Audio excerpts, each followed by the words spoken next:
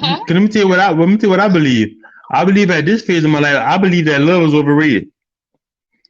I believe you shouldn't be. I believe you shouldn't be with somebody at this age just because you love them. How you feel about that? I don't think you should marry somebody just because you love them. Okay. Because again, I'm mid-30s. I'll take that. I'm dating somebody early 40s. Okay.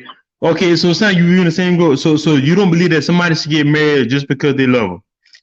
That should not be the only reason you marry somebody. You should marry somebody, in my opinion, because this is my opinion, and just like a butthole, everybody got one. In my opinion, they're laughing at me. In my opinion, you should marry somebody.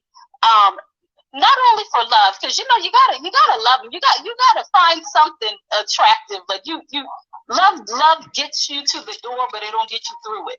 Like somebody that, for me, my guy has to have decent credit because I am obtaining property and all that stuff. Like I'm a homeowner, and I own my vehicles and all of that stuff. And so I need somebody to match that. I need your credit to be right because I have children, and the guy I'm dating has children as well. So I'm about building legacies. What kind of connections do you have? Who do you know? Because what your life is like, and what you are doing in your life and the kind of connections that you have will ultimately affect my life as well. Okay. So I got a question. So let's say you meet him. So let's say he don't got his own, but he working hard. You see he working hard, but let's say his credit let's say his credit jacked up.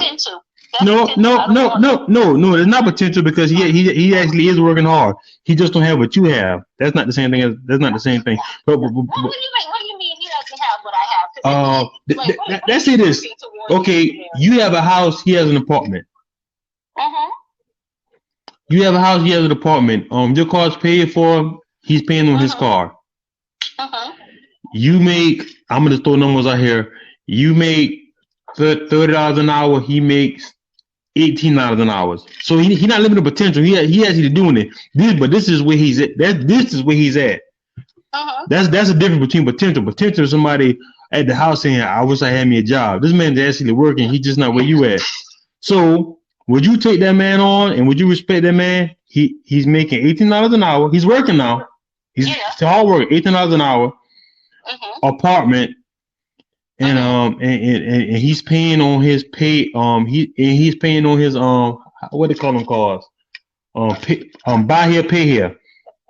What does credit look like? That's it. His credit. That's it. His credit is Let's say his credit is I don't know. Let's say 500. But if he credit 500 because of student loans. Can you respect that man? For me, can you respect him? I can respect his hustle. However, I can't date him. Okay, and why you can't date him? His credit is 500. Okay, now I'm about to do something. Now what? Stay with me now. So you can't date him because what now? Because his credit is 500. Okay, now I got a question. So now, but we're talking about not dating potential. Not dating potential. In this moment, I can't date him. Correct. Okay. So let me ask you a question. So what if men started dating on?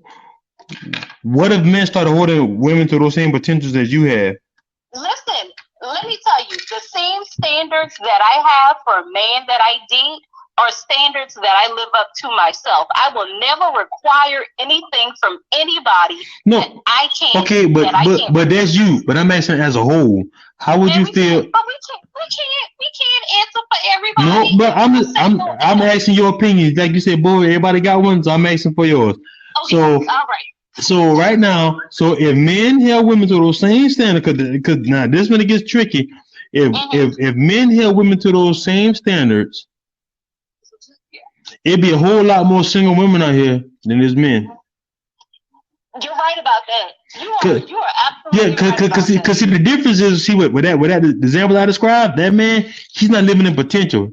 He's actually working. So see, that's the difference too. That's like me saying, like, that's between a woman with no job. If I say, oh, this woman, she's actually working, even though she has an apartment, but she's actually in it. She's actually paying for a car.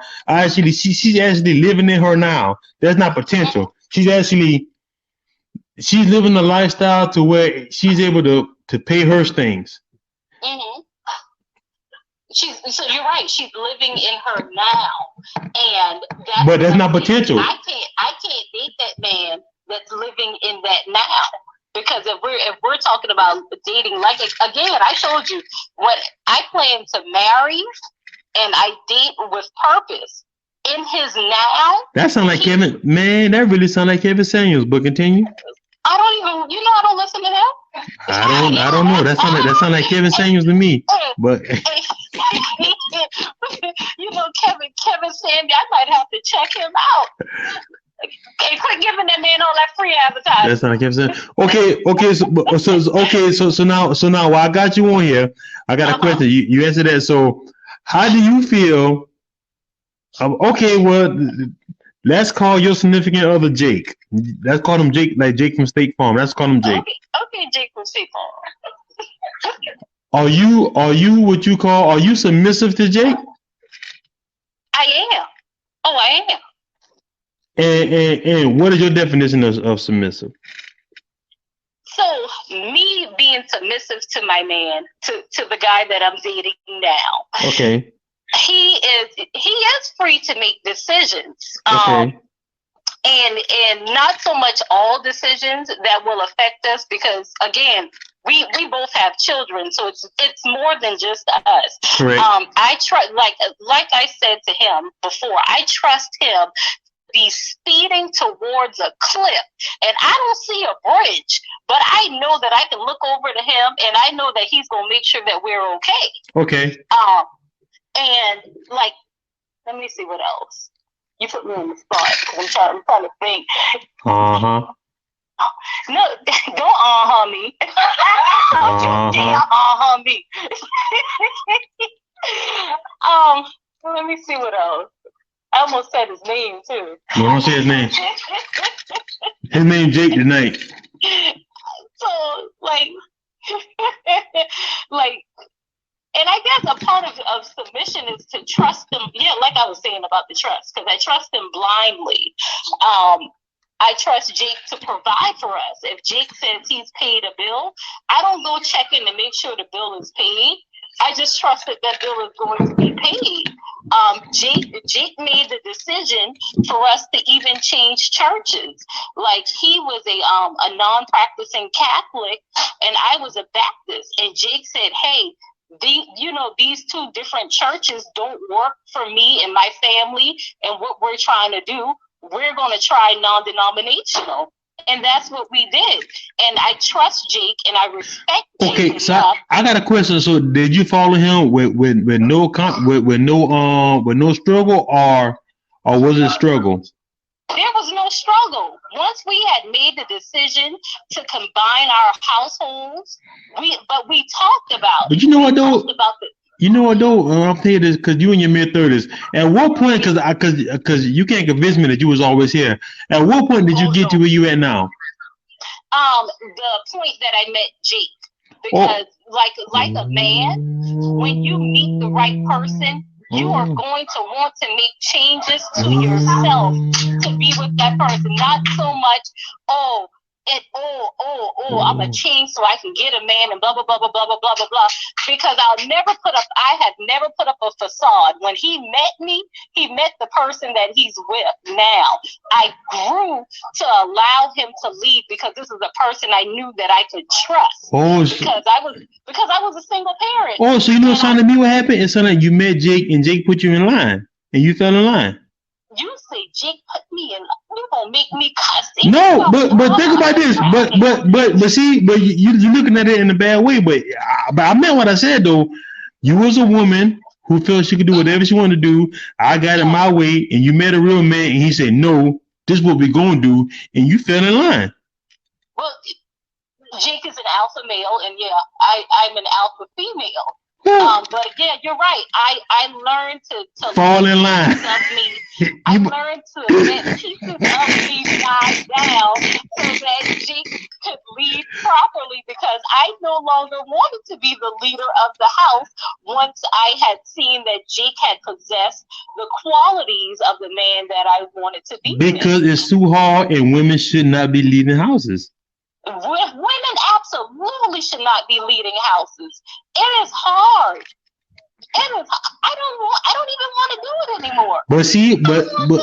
But I'm glad. But most people let modern society tell them that no, girl, you can do it, you can lead it, you got it, you can handle it. F modern society. The modern society can't hold me close at night. Hey guys, and y'all hear that? Y'all hear that?